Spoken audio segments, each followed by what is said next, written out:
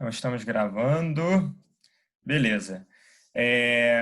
Hoje, a aula de hoje é a continuação ainda, né, do tema que eu comecei a abordar na semana passada, que é a Eucaristia, né, o sacramento da Eucaristia. Então, hoje especificamente, essa aula tem como título, né, Jesus está realmente presente na Eucaristia. Então, realmente, né, a gente, enfim, vai ver que Jesus está presente de diversas formas entre nós, né? Mas que a presença dele na Eucaristia é única e é especial em relação às demais, né?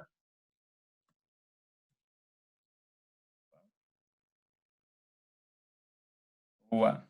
Então, a primeira pergunta aí do início dessa aula, né, que é retirada lá do compêndio do Catecismo, diz o seguinte, né? Como é que Jesus está presente na Eucaristia? Jesus está presente na Eucaristia de um modo único e incomparável, né? É a forma que Cristo está presente entre nós, que é diferente de todas as outras, né? E que não se compara. De fato, está presente de modo verdadeiro, real, substancial, né? Então, substancial, essa é uma palavra importante, né? As três são importantes, né? Que a gente tem isso em mente, né? Ele está presente verdadeiramente, real e substancial, com o seu corpo e o seu sangue, com a sua alma e a sua divindade. Ou seja, é o Cristo inteiro, né? Em todos os seus aspectos, com todas as suas naturezas, humana e divina, né? Vocês lembram que a gente viu lá atrás, né? Na aula específica sobre a segunda pessoa da Trindade, sobre Jesus Cristo, que ele possui a natureza humana e a natureza divina. Então, nela, na Eucaristia, está presente em modo sacramental, isto é, sob as espécies eucarísticas do pão e do vinho. Cristo completo, Deus e homem, né? Então, é o Cristo completo que está ali, não é só Cristo Deus, né? Não é só Cristo homem, é o Cristo inteiro. Então, hoje, é importante a gente ter dois conceitos, que são conceitos filosóficos, mas que nos ajudam a compreender um pouco mais esse mistério da Eucaristia, né? Que não deixa de ser um mistério, mas que, enfim, pela fé da Igreja e também até certo ponto de forma, né, utilizando da nossa inteligência, a gente consegue compreender, né, um pouco mais, além de crer, né? Que são os conceitos de aparência e substância. Eu não vou entrar em profundidade nisso, né? Só vou abordar aqui de modo geral, mas acho que já vai ajudar. Bom, o que é a aparência quando a gente está falando, né, de conceitos filosóficos, metafísicos? São as formas externas ou acidentais que podem ser percebidas pelos sentidos, né? Por exemplo, da forma que vocês estão me vendo aqui agora, né? Se vocês estivessem aqui onde eu estou, vocês poderiam me tocar, né? Então, essa é a minha aparência, tá? Mas aí agora a gente vai ver, né? O que é a substância? Então, a substância é o que uma determinada coisa é. Ela designa aquilo que há de permanente nas coisas que mudam. Ou seja, eu tenho a substância de Anderson, né? Desde quando eu era um bebê, recém-nascido, até hoje, a minha substância é a mesma, né? Era uma pessoa humana, especificamente o Anderson, né? Mas a minha aparência ela foi mudando e ela vai continuar mudando até o dia que eu morrer, né? Então eu acho que esse exemplo assim a gente consegue entender legal, né? Quando a gente pensa numa pessoa, né? A substância dela é sempre a mesma, mas a aparência dela muda. Então, sabemos que Cristo morreu, ressuscitou e subiu ao céu, onde está sentado à direita do Pai. Mas está presente também na sua igreja de muitas maneiras, né? Então, a gente tem até a passagem no Evangelho, né, em que se fala onde um ou mais de vocês estiverem presentes, eu também estou, né? Ou seja, quando as pessoas estão reunidas em oração e tal, né? Então, é Cristo presente na Assembleia dos Fiéis, né? Na sua igreja, através da palavra de Deus. Então, toda vez que a palavra de Deus é proclamada, é o próprio Deus também que está presente ali, né? No sacerdote, quando ele está celebrando a Eucaristia, quando ele está ouvindo uma confissão e etc. Nos próprios sacramentos, né? A gente sabe que os sacramentos são esses sinais visíveis da graça de Deus, então Deus está presente nos sacramentos, mas Cristo está presente, sobretudo, sobre as espécies sacramentais do pão e do vinho, que contém o corpo e o sangue de Jesus Cristo, como ensina a fé. Né? O Senhor ficou realmente presente na Eucaristia, com o seu corpo, sangue, alma e divindade. Então, hoje, essa aula ela é até um pouco repetitiva nisso, né? Mas é porque é importante a gente ter esse conceito, esse entendimento, essa doutrina da igreja muito claro, né? Ou seja, é o Cristo inteiro, o seu corpo, seu sangue, alma e divindade que estão presentes nas espécies eucarísticas após a consagração, né? Na Santa Missa. Então, na Eucaristia está contido o verdadeiro corpo de Jesus Cristo, o mesmo que nasceu da Virgem e que está sentado à direita de Deus Pai. Desde o princípio, os cristãos acreditaram nesta verdade. Então, é o mesmo Cristo que foi gerado pelo Espírito Santo no seio da Virgem Maria, o próprio Cristo que viveu 30 anos, né, da sua vida privada em Nazaré, o próprio Cristo que pregou e, enfim, viveu sua vida pública fazendo milagres, etc., durante os 3 anos, o próprio Cristo que foi crucificado e o próprio Cristo que está ressuscitado.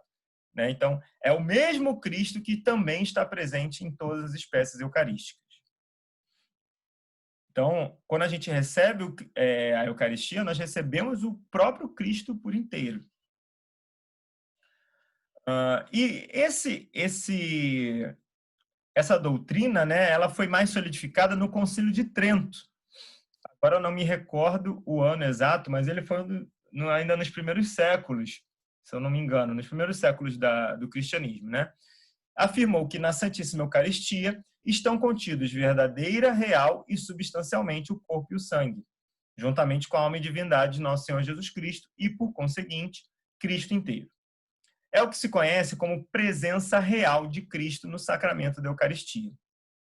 Então a gente vai ver que não quer dizer que as outras presenças de Cristo entre nós, né, na Assembleia, na Palavra de Deus, que é proclamada, nos demais sacramentos, que elas não sejam reais. De fato, elas são reais, né? Elas não são falsas, né? Real no sentido de contrário de falso. É algo que é real ou verdadeiro, né? Que podemos perceber. As outras também são, mas a presença de Cristo na Eucaristia ela é real por excelência, né? Porque é substancial, ou seja, é a substância, a própria substância de Cristo que está presente na Eucaristia. E por ela, Cristo, Deus e homem, se torna totalmente presente, como explica Paulo VI. Né? Então,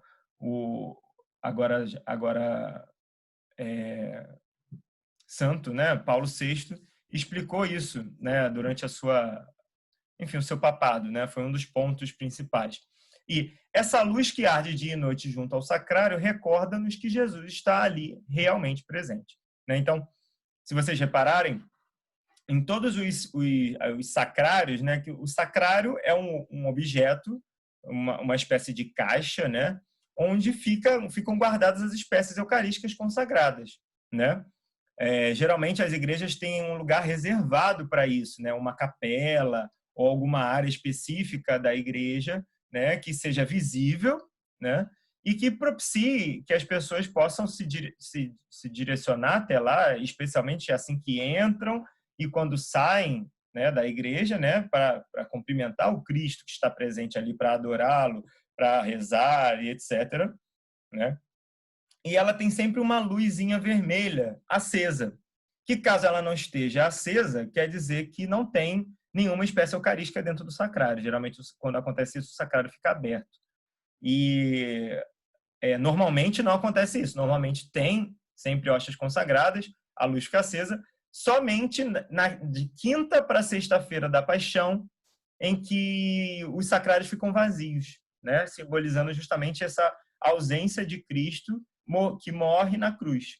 Né? Então, da quinta-feira santa para a sexta, as espécies eucarísticas que porventura ainda estiverem na igreja, elas são deslocadas para um outro local, simbolizando como se Cristo, a prisão de nosso Senhor, né, que aconteceu na véspera da sua crucifixão, né, na noite anterior, e os sacrários ficam abertos, simbolizando ali a ausência do Cristo. E a sexta-feira da Paixão é o único dia do ano em que não se celebra a Eucaristia, né? Não tem celebração da missa. O que se celebra é um ato litúrgico da Sexta-feira da Paixão, mas esse não é o tópico para hoje. Bom, então como que acontece isso, né? Da própria substância de Cristo estar presente no pão e no vinho, né? O que a gente vê é um pão e um cálice de vinho. Então, o que ocorre é o que a gente chama de transubstanciação. Então, quando o sacerdote diz, isto é o meu corpo, esta é uma das fórmulas da Eucaristia. Vocês lembram que todos os sacramentos têm matéria e têm a forma. A forma do sacramento da Eucaristia são essas duas frases. Isto é o meu corpo e este é o cálice do meu sangue. Né? Vocês lembram que eu comentei também que na celebração da missa é o próprio Cristo que está o sacerdote está na pessoa de Cristo. Ou seja, Cristo é que age através do sacerdote. Então é o próprio Cristo que diz, isto é o meu corpo, este é o cálice do meu sangue. E a matéria da Eucaristia, né, como vocês podem supor, é o pão e o vinho. E essa matéria, ela sofre esse fenômeno da transubstanciação, que é a mudança de substância, ou seja, após as frases da consagração, que são essas, aquilo passa a ser o corpo e o sangue de Cristo. Ou seja, pelo poder divino outorgado ao sacerdote, produziu-se uma mudança, uma conversão. E conversão de substâncias, ou seja, mudança do que aquilo de fato é. Né? Então, ele deixa de ser substância de pão e substância de vinho para ter substância do corpo e do sangue de Cristo. As aparências não mudam, o aspecto exterior não muda, a gente continua vendo pão e a gente continua vendo vinho, mas aquilo já não é mais pão e já não é mais vinho. Então, conversão de substâncias porque as aparências externas não mudaram. O que era a substância de pão converteu-se na substância de Cristo, no corpo de Cristo. Esta conversão é o que se conhece com o nome de transubstanciação, ou mudança de substância. É um mistério excepcional, sem sombra de dúvida, que a razão humana não consegue compreender por inteiro. Mas Deus pode fazê-lo por meio do seu ministro, o sacerdote. Né? Enfim, até a título de curiosidade, né? Enfim, existem diversos fenômenos relacionados à Eucaristia, que a gente chama de milagres eucarísticos, né? Em diversas situações ao longo da história, sobretudo diante de dúvidas, né? De pessoas, às vezes até de sacerdotes que duvidavam da presença real, né? Substancial de Cristo na Eucaristia, quis, né? O próprio Deus manifestar milagres mais visíveis, né? Porque toda a Eucaristia, toda a transubstanciação é um milagre, né? Se a gente for pensar bem, mas que os nossos olhos não conseguem ver. Mas houve alguns não, vários milagres, né? Um dos mais conhecidos oh, meu Deus. Agora, um dos mais conhecidos eu mesmo acabei de esquecer. Mas daqui a pouco eu vou lembrar, eu falo. Lanciano, lembrei. Milagre de Lanciano, se alguém tiver curiosidade, depois coloca no Google, né? Milagre Eucarístico de Lanciano. Mas, enfim, já ocorreram vários, existe até um registro de um milagre acontecido aqui no Brasil. Teve um recentemente, deve ter cerca de 10 anos, que aconteceu em Buenos Aires também, na época que o Papa Francisco, né, então cardeal Jorge Bergoglio, ele era o arcebispo de Buenos Aires, e aconteceu durante o período que ele era arcebispo, numa paróquia também, que está lá até hoje, que enfim, a Eucaristia, né, a hóstia se transforma em carne humana verdadeiramente, ou o sangue, né, o vinho se transforma com um aspecto também de sangue humano. Então, não apenas a substância, mas os aspectos se alteram de forma milagrosa, né? Enfim, vocês podem, quem quiser depois procurar. Mas que não seriam necessários, né? Pela fé, a gente já tem todos os decídios para crer, né? Porque é o próprio Cristo que disse, né? Isto é o meu corpo, isto é o meu sangue. E não era, aliás, nem hoje é sinônimo de corpo, pão não é sinônimo de corpo de nada, né? E naquela época muito menos, né? Então Cristo não falaria isso à toa, né? Como um sentido de metáfora, não, muito pelo contrário. Então, Jesus Cristo está realmente presente nas hóstias consagradas e em cada uma de suas partes. Então, quando o sacerdote consagra muitas hóstias, nós cremos que Jesus Cristo está realmente presente em todas e cada uma delas. Eu comentei isso na aula passada também. Então, se eu divido a hóstia em 50 pedaços, cada pedaço vai continuar tendo o Cristo inteiro, né? Então, não é o tamanho da hóstia ou a quantidade de hóstia, não diz se tem muito ou pouco Jesus Cristo, né? Então, esses advérbios, eles não cabem para qualificar a Eucaristia, né? Não existe muita Eucaristia ou pouca Eucaristia. Ou existe Eucaristia ou não existe. Então, pode ser um pedacinho assim, ó, ínfimo, mas aquilo ali contém todo o Cristo. Também cremos que se uma hóstia se parte em diversos fragmentos, Jesus Cristo está todo inteiro em cada uma delas. Isso eu acabei de falar. Por isso, o sacerdote recolhe cuidadosamente as partículas das hóstias consagradas, ainda que sejam muito pequenas, né? Então, os sacerdotes, eles têm todo um cuidado. Após a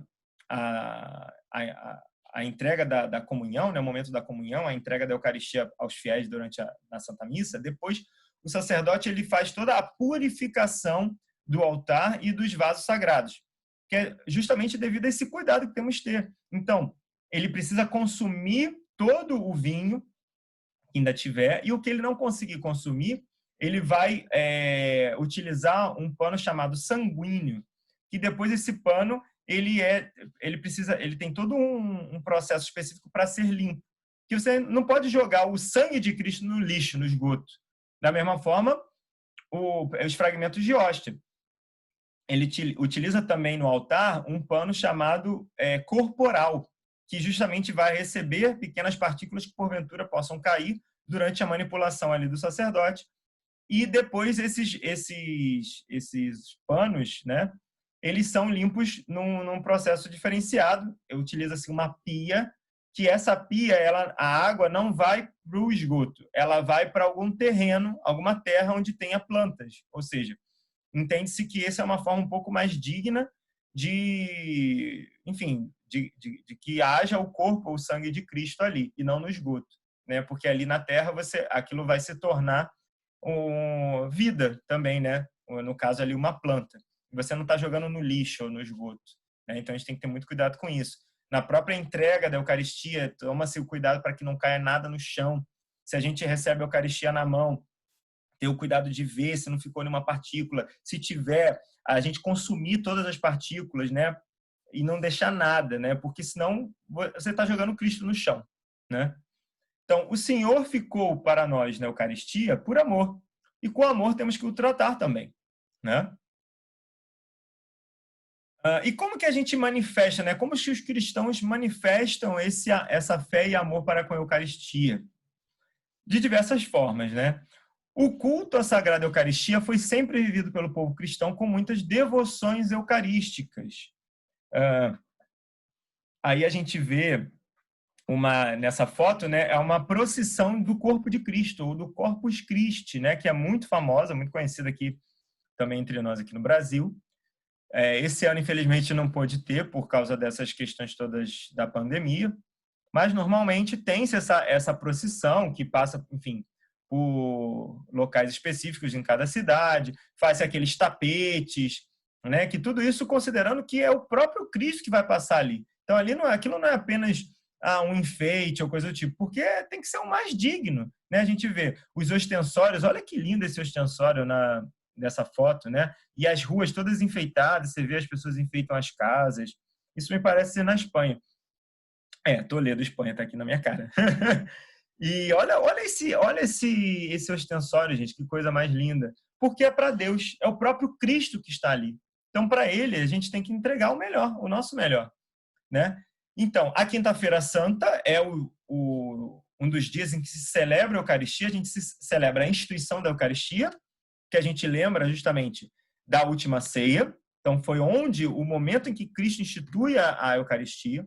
Na festa de Corpus Christi, né, que acontece já no finalzinho aliás, logo após o final do tempo pascal. Tem toda uma história da festa de Corpus Christi. Em algum outro momento eu posso contar um pouquinho. A exposição e bênção do Santíssimo, né? Em várias paróquias existe essa devoção às quintas-feiras, né? A quinta-feira é um dia particularmente especial para a devoção eucarística, né, na igreja. Cada dia da semana possui uma devoção específica. Mas eu não vou entrar nisso agora, mas na quinta-feira é a devoção à Eucaristia. Então, as igrejas fazem a exposição e a bênção solene com o Santíssimo Sacramento. O sacerdote, né, coloca a Eucaristia num objeto chamado ostensório, que é mais ou menos como esse, só que geralmente um pouco menor, né, para o sacerdote poder erguê-lo, né, na hora da bênção. E as pessoas ficam ali fazendo orações e rezando diante do Santíssimo exposto. Porque quando ele está no sacrário, ele também está ali, mas não está exposto. A gente não consegue ver as espécies eucarísticas. E as visitas ao sacrário, como eu falei, quando a gente chega na igreja, quando a gente sai, né? E, enfim, qualquer momento que nós desejemos rezar, não apenas na presença espiritual de Deus, mas na sua presença física. E as orações que alimentam a piedade eucarística, como as comunhões espirituais, que são orações que podemos fazer a qualquer momento, mesmo quando porventura não podemos receber a Eucaristia, né? Ou quando, enfim, não estamos distantes de um local onde possamos receber, enfim, a qualquer momento, que são orações que nos aumentam essa devoção ao Cristo na Eucaristia. A oração do Adoro Te Devote, que também é uma oração muito bela, que foi escrita justamente para a primeira festa de Corpus Christi, foi escrita por São Tomás de Aquino. Então, depois também aconselho vocês a, se ainda não conhecem, pesquisarem sobre essa oração, Adoro Te Devote, né, que ela é originalmente em latim, mas tem traduções para o português, e que ela é muito bonita, explicando, né, a devoção à Eucaristia, o que é a Eucaristia. E as orações que podemos fazer antes e depois de comungar. Também é uma forma de nos prepararmos melhor para receber a Eucaristia, e depois que recebemos, uma forma de agradecermos, de estarmos mais na presença de Deus ali, né, de aproveitarmos bem aqueles 10, 15 minutos que a Eucaristia fisicamente está presente no nosso corpo, né, que é o tempo que o nosso corpo digere e absorve as partículas da Eucaristia. E, enfim, essa manifestação de amor também se dá, enfim, em coisas até mais práticas, né? Essa fotografia é da Capela do Santíssimo Sacramento no Mosteiro de São Bento, lá no Rio, né? Se vocês ainda não tiveram a oportunidade de visitar, eu recomendo fortemente a visita, né? Que, lógico, principalmente pelo ponto de vista devocional e espiritual, mas até pelo ponto de vista artístico, né? É uma obra-prima do barroco brasileiro. Então, vocês veem, essa Capela do Santíssimo, ela é toda, né, dourada, né? Enfim, eu acho que boa parte aí de fato é ouro mesmo, né? Folhas de ouro, etc. Ela é belíssima, belíssima, belíssima, belíssima. Né? Então, isso mostra todo esse amor, né, dos cristãos à Eucaristia. Por que ela é tão bonita assim? É só para que nós possamos contemplar a beleza disso tudo? Claro que não. Também é por isso, mas é porque ali está presente o próprio Cristo no sacrário, né? Então, para ele, o melhor. E, logicamente, isso também incentiva cada pessoa que está ali para rezar de ter mais consciente o quão digno é aquilo que está ali diante dos nossos olhos, né? A Eucaristia. Então, guiados pela fé, é um detalhe de nobreza humana oferecer a Jesus no sacrário coisas dignas, né? Então, que o sacrário seja do melhor, cuidar os vasos sagrados, ou seja, a âmbula, né, que a gente chama, onde ficam as espécies sagradas e todos os objetos onde a Eucaristia estará presente, né, que a gente chama de vasos sagrados. O cálice também, né, que contém o sangue na hora da Eucaristia. Esmerar-se na limpeza, então ter cuidado na limpeza do local, dos sacrários e, enfim, das capelas do Santíssimo. Fazer uma genuflexão bem feita diante do sacrário. Então, também não adianta a gente passar em frente do sacrário, aí se abaixa assim rápido. Né? Tem gente que chega a ser um pouco engraçado, né? A forma como algumas pessoas se dirigem ao Santíssimo. Não, você com calma, respeitosamente. Se você pode, você se ajoelha, né? Faz uma genuflexão diante do Santíssimo, né? Que você está diante de Cristo, né? Ou pelo menos faz assim uma vênia, que a gente chama, né? Que é abaixar a cabeça. E ir com frequência visitá-lo, né? Então, fazer as visitas ao Santíssimo, que a gente chama, né? Muitos cristãos têm como norma de piedade fazer as visitas diariamente, né? Então, passei em frente a uma igreja, né? Enfim, no dia a dia nas grandes cidades no Brasil, de modo geral, nós temos várias igrejas disponíveis, assim, em situações normais, né? Agora na pandemia está um pouquinho mais difícil sair, mas em situações normais, né? As igrejas ficam abertas durante o dia, então a gente pode ir lá na Capela do Santíssimo, né? Nem que seja para fazer uma oração muito breve, ou pelo menos fazer uma genuflexão e ir embora, né? Mas fazer essas visitas ao Cristo, né? Criar esse bom hábito de devoção à Eucaristia. Bom, senhores, por hoje é isso. Hoje a aula era um pouquinho mais curta mesmo, né? E deixa eu... Peraí.